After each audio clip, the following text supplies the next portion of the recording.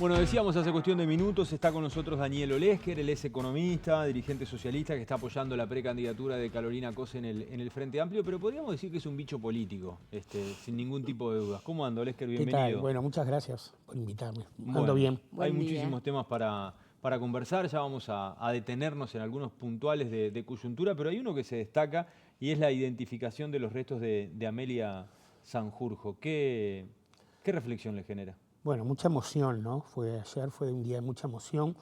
Esto es una cosa que viene de mucho tiempo. Ustedes decían antes en la tanda anterior de resaltar el trabajo de este grupo de familiares, ¿no? Que nunca bajó los brazos en momentos difíciles, porque en el 87, en el 89, cuando se perdió el voto verde, fue un golpe muy duro para la memoria, y sin embargo esta gente siguió después. Es mucha emoción, la verdad, y yo creo que además muestra que se puede. Claro, sí, muestra que hay mentiras, muestran que hay gente que Sí, no dice y hay toda la gente que verdad. sabe, claro, que hay gente que sabe y que podría decirlo. Falta muchísimo igual, ¿no? Sí, claro que falta muchísimo.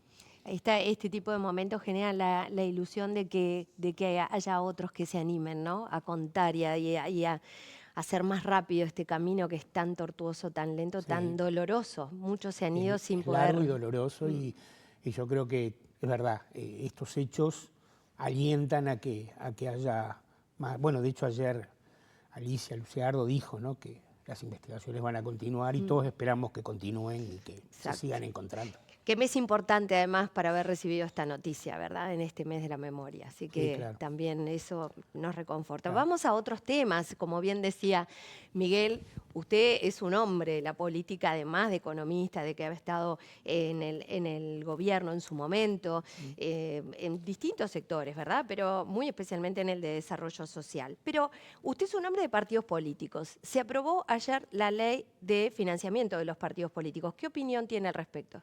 Bueno, nosotros impulsamos esa ley hace mucho tiempo, había quedado parada, digamos, durante casi buena parte de la legislatura anterior, y en esta, fíjese que se está aprobando el último año. Y medio que las apuradas. Y medio de las apuradas. Allí, bueno, quien quedó en mi lugar en el Senado, José Núñez, jugó un rol muy importante porque fue vicepresidente de la comisión, y yo creo que a pesar de que algunas transacciones que siempre se hacen, porque el Parlamento es eso, es negociar para obtener las mayorías, creo que es una ley que va a marcar un antes y un después en cuanto a la transparencia en el financiamiento de los partidos, ¿no? Entonces tendrá cosas que mejorables, tendrá cosas, pero es un cambio cualitativo importante. Yo creo que es un cambio cualitativo, y es bueno que se haya aprobado. Estábamos muy retrasados respecto al resto del mundo en este tema. Así como en otros temas Uruguay tiene cierta vanguardia laboral, social. Estoy hablando en la historia, no necesariamente hoy. En estos temas estaba retrasado y es bueno que se haya aprobado. Bien, Daniel, le consulto por las personas en situación de calle. Usted estuvo en el Ministerio de Desarrollo Social unos cuantos años. Yo me acuerdo de haberlo entrevistado y le decía en aquel momento, no le puede encontrar la vuelta a nadie, porque pasan los gobiernos y da la sensación de que no hay una solución. ¿Cómo viene monitoreando esta situación? Porque da la sensación que se repite siempre lo mismo, ¿no? En invierno salimos a buscar para que de alguna manera pasen en un lugar a resguardo, pero después como que no hay esas políticas que den con el problema. Y si las hay, se están equivocando. Bueno, yo creo que en el primer lugar que hay un incremento considerable respecto a aquellos años, digamos, ¿no? Estamos hablando de casi el doble de personas en situación de calle, según los censos. Cuando yo llegué al ministerio hicimos un censo, había habido uno en el 2007, creo, no recuerdo mal, hicimos uno en el 11, después hubo otro allá por el 15 y ahora se hizo uno y estamos casi en el doble, digamos, ¿no? Pero yo creo que incide sobre todo, yo creo que el MIDES hizo un cambio de política. El MIDES fue el único ministerio que no tuvo restricción presupuestal.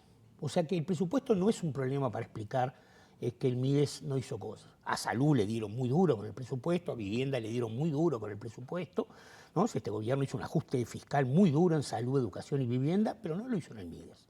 El MIDES, si uno mira, tiene bastante más plata que la que tenía en el 2019. No sé si bastante, pero tiene más plata. Pero hizo una opción. La opción que hizo fue romper con los programas de acompañamiento. Tiró por la borda Jóvenes en Red, tiró por la borda SOCAT, tiró por la borda ETAF, tiró por la borda varios programas de acompañamiento y decidió usar toda la plata en transferencias monetarias. Lo que tanto se nos criticaba a nosotros, digamos, ¿no? Lo del pescado y el pescar, ¿no?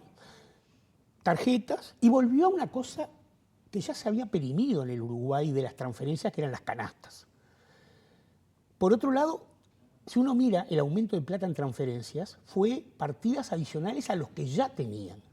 Pero en medio de una crisis como la de la pandemia, no se salió a buscar nuevas personas pegadas por la crisis. Por eso en el 20 aumentaron 100.000 personas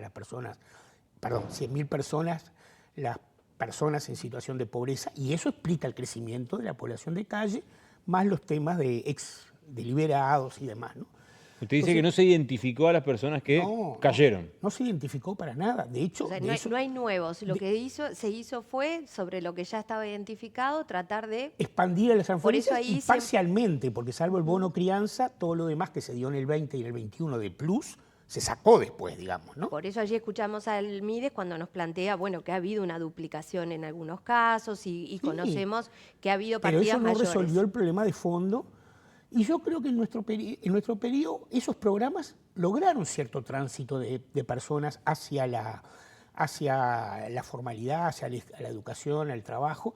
Yo creo que en algunas cosas sí se le encontró alguna vuelta, y este problema se empeoró ahora. Pero se empeoró además, lo peor es que se empeoró en un contexto de crecimiento económico, ¿no? Es decir, el Uruguay hoy está creciendo, el Uruguay hoy es más rico que en el 2019. El Uruguay tiene más Producto Bruto Interno que en el 19 y sin embargo tiene más gente en calle y también tiene asalariados en peor situación económica que la que estaban en 2019. Yo identifico, por lo menos, para salir de este grupo muy relevante por las condiciones en las que vive de calle, pero que estamos hablando de 2 por 1000 de la población, yo identifico un 40% de personas en Uruguay, 40%, que están en situación crítica desde el punto de vista social, y económico, a pesar que la economía ha crecido. ¿A qué le llama crítica? Bueno, crítico es porque sus ingresos no le permiten vivir dignamente, ya sea porque estén debajo de la línea de pobreza, esos son solo 10%, pero hablo del 40%. Me refiero a las condiciones de vivienda en las que están, hay estudios sobre esto. Me refiero a las condiciones de capacidad educativa para insertarse en el mercado de trabajo y me refiero a la capacidad de conseguir un trabajo formal. Fíjate que en el 60% que no está en este 40%, la informalidad anda en 8 o 10%. O sea, 1 de cada 10 no está registrado en la Seguridad Social. En este 40% es 1 de cada 3. O sea, efectivamente tenemos... ¿Y acá quiénes están? Porque... ¿quiénes son este 40%? Básicamente asalariados, y muchos asalariados formales, cajeros de supermercado, trabajadores de empresas de seguridad, trabajadores de empresas de limpieza, que perdieron mucho salario en este periodo. Y aún cuando lo hayan recuperado ahora en el 2023... Sí, porque hubo, claro, usted habla de una U, de ¿no? una ¿Verdad? U, De que hubo una pérdida y luego una recuperación. En la panza de la U no solo perdieron mucha plata, también tuvieron que endeudarse para poder cubrir algunos gastos que le venían recurrentes y que no los podían dejar. Tenían que pagar el alquiler, aunque su salario bajara, tenían que comprarle ropa a sus hijos, aunque el salario les bajara, tenían que arreglar algunas cosas de su casa que se le caían, porque muchos de estos sectores viven en condiciones de vivienda que necesitan renovación, no precarias, que necesitan renovación. Entonces son sectores, aunque le hayan devuelto el salario, perdieron en el camino, perdieron calidad de vida y hoy son muy vulnerables a que si aparece una nueva situación económica, tienen mucha incertidumbre. Hay una cosa que me parece que es muy importante, yo lo veo por lo menos en las personas. Durante 15 años, Frente hizo muchas cosas bien, otras cosas mal, en fin, eso, no vinimos a hablar de eso. Pero la gente tenía la convicción, porque los consejos de salarios así lo determinaban, que al año siguiente su salario iba a ser más alto que el anterior. En algunos era bastante más alto, en otros era poquito, pero era más alto. Y eso le permitía planificar, le daba cierta certidumbre a su vida futura. Hoy hay una gran incertidumbre sobre qué puede pasar en el futuro. Y el endeudamiento agrava esa incertidumbre. Sin duda.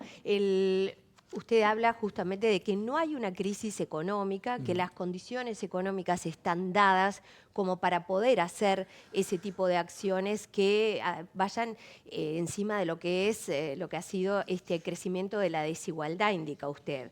¿Qué es lo que se ha hecho bien en este sentido económico que usted dice, bueno, estamos en una buena condición económica? ¿Qué es lo que se ha hecho bien en este periodo, más allá de las críticas que hay por parte de lo que son estas acciones sociales de las que usted venía hablando? Bueno, la economía creció.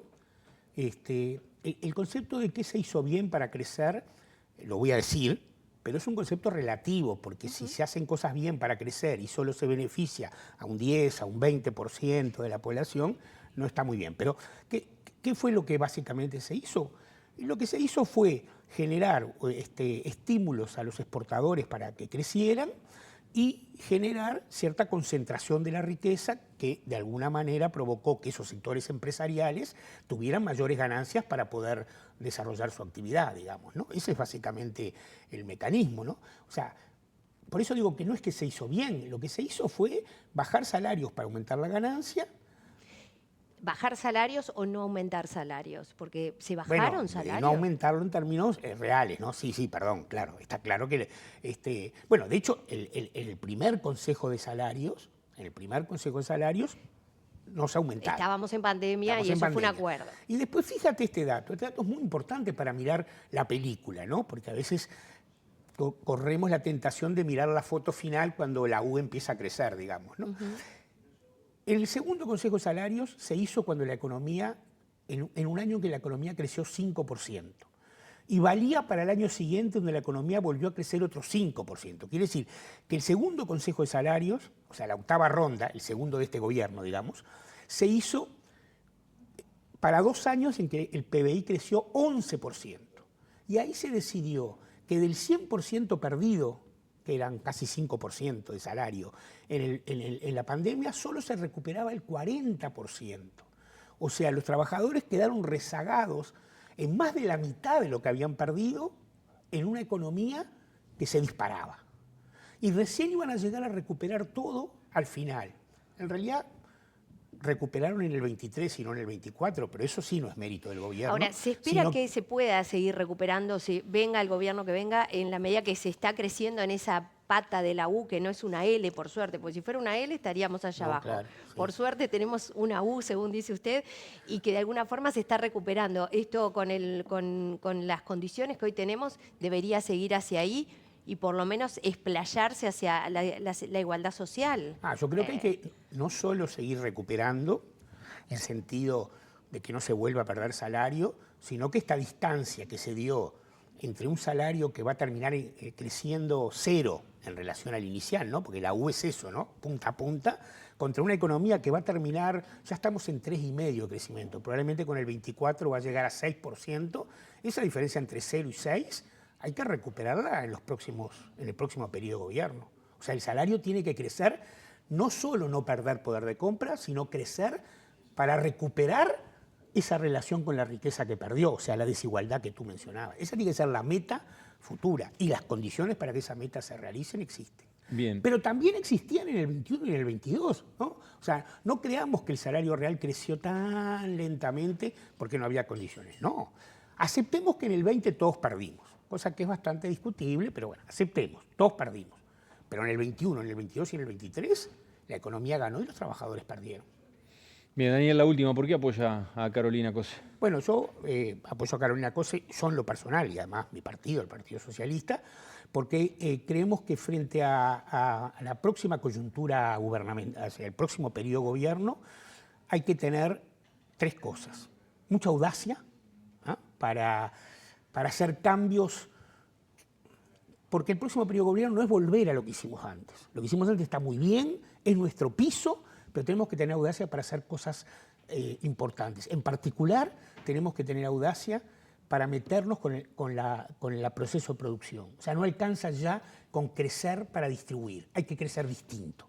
Y crecer distinto es crecer con sectores portadores de tecnología, crecer con sectores que agreguen valor, salir de esta estructura primaria que tenemos, que como bien decía ella, crecen, caen, crecen, caen. Tenemos que salir de esa enfermedad de la dependencia de los productos primarios, en la que el Frente siguió durante sus 15 años, no. Bien. Estoy haciendo una crítica. Entonces, creo que ella tiene, por sus conocimientos, por sus capacidades, posibilidades de expandirse en ese terreno. Creo que además ha hecho gestiones que así lo demuestran y tiene una gran capacidad para trabajar en colectivo con jóvenes, como quedó demostrado en la presentación en el Galpón del Plan País, y puede armar buenos equipos. Todo eso vale porque existe un programa común del Frente Amplio que le permite al candidato tomar ese programa, pero desarrollarlo con ciertas especificidades que entendemos en el Partido Socialista que la mejor candidata para poner ese programa en práctica es Carolina Cose. Daniel Olesker, gracias por estos minutos. Volveremos a conversar en algún otro momento. Volveremos.